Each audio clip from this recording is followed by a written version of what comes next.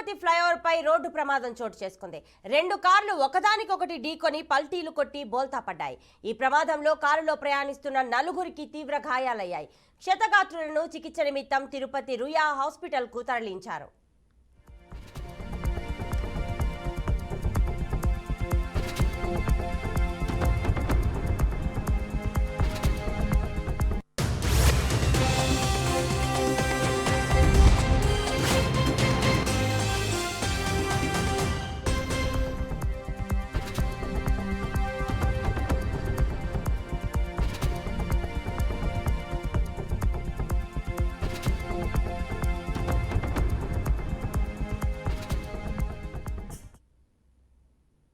Tirupati flyover పై road ప్రమాదం చోటు చేసుకుంది. రెండు కార్లు ఒకదానికొకటి ఢీకొని పల్టీలు కొట్టి బోల్తా పడ్డాయి.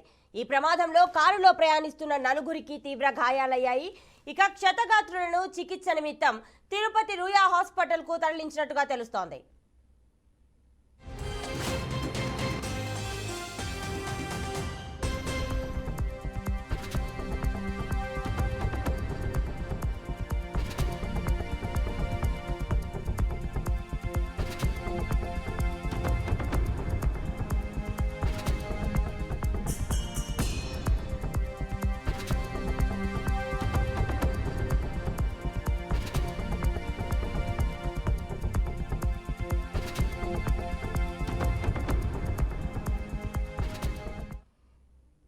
ఇక తిరుపతిలో జరిగిన ఈ ప్రమాద సంఘటనకు సంబంధించిన పూర్తి డీటెయిల్స్ మా రీజనల్ కోఆర్డినేటర్ గోపీనాథ్ అందిస్తారు. గోపీనాథ్, సో ప్రమాదం ఎలా జరిగింది, ఇప్పుడు క్షతగాత్రుల పరిస్థితి ఎలా ఉంది? ప్రతిభ, తిరుపతిలో ఉన్నటువంటి గరుడ ఫ్లైఓవర్, శ్రీనివాస సేతు ఫ్లైఓవర్ కి సంబంధించి నిత్య ప్రమాదాలుగా మారుతున్నాయి.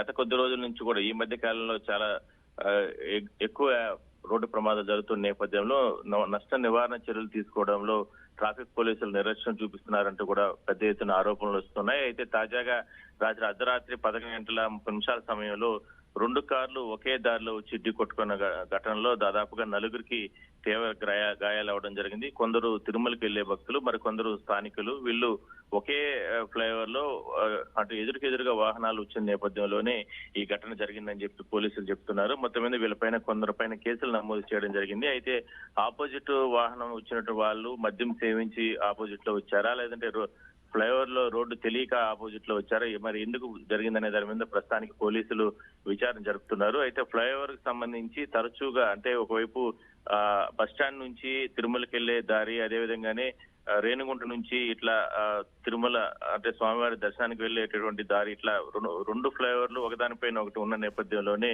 తరచూ ప్రమాదాలు జరుగుతున్నాయి. అయితే శాశ్వత చర్యలు తీసుకోవడంలో నిర్లక్ష్యం చూపిస్తున్నారంటూ కూడా స్థానిక ప్రజలు, వీళ్ళు ఆరోపణలు చేస్తున్నారు. మొత్తం మీద వరుస ప్రమాదాలు జరుగుతున్న ఫ్లైఓవర్ పైన ఇలాంటి తరచూ ప్రమాదాలు జరగకుండా జాగ్రత్తలు తీసుకోవాలంటూ కూడా డిమాండ్ అయితే బలంగా వినపడుతుంది. ప్రతిభ, గోపీనాథ్, మరి తరచూ ప్రమాదాలు జరుగుతుంటే అధికారులు ఇంత నిర్లక్ష్యంగా ఉండడాన్ని ఎలా చూడొచ్చు?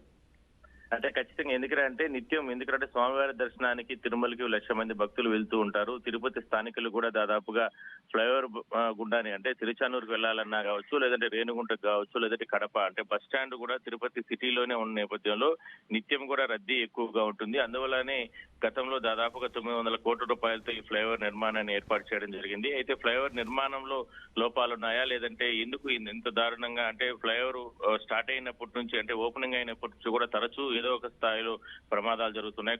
కొంతమంది అయితే ప్రాణాలు కోల్పోవడం జరిగింది, మరి కొంతమంది తీవ్రంగా గాయాలయ్యాయి.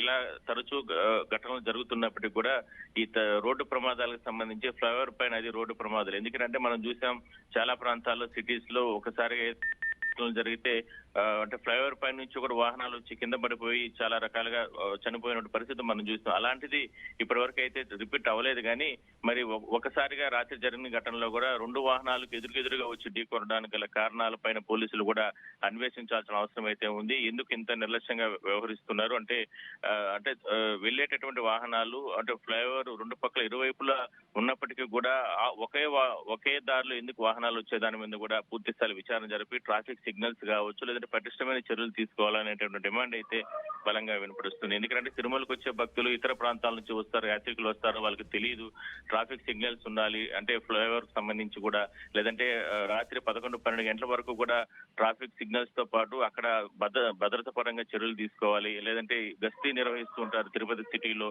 మరి అలాంటి ప్రాంతాల్లో గస్తీ నిర్వహించేటువంటి వాళ్ళు, ఎందుకంటే అసాంఘిక కార్యక్రమాలు కూడా ఫ్లైఓవర్ పైన జరుగుతూ ఉన్నాయి. మరి దానికి సంబంధించి కూడా ఎందుకంటే గట్టి చర్యలు తీసుకుంటే కానీ ఇలాంటివి అయితే రోడ్డు ప్రమాదాలు, అసాంఘిక కార్యక్రమాలు ఏవి కూడా జరిగే అవకాశం అయితే ఉండదు. ఆ రకంగా మానిటరింగ్ చేస్తే బాగుంటుందనే అభిప్రాయం స్థానిక ప్రజల్లో ఉంది. మరి చూడాలి పోలీసులు ఎటువంటి చర్యలు తీసుకుంటారు. Right Gopinath, thanks for the details.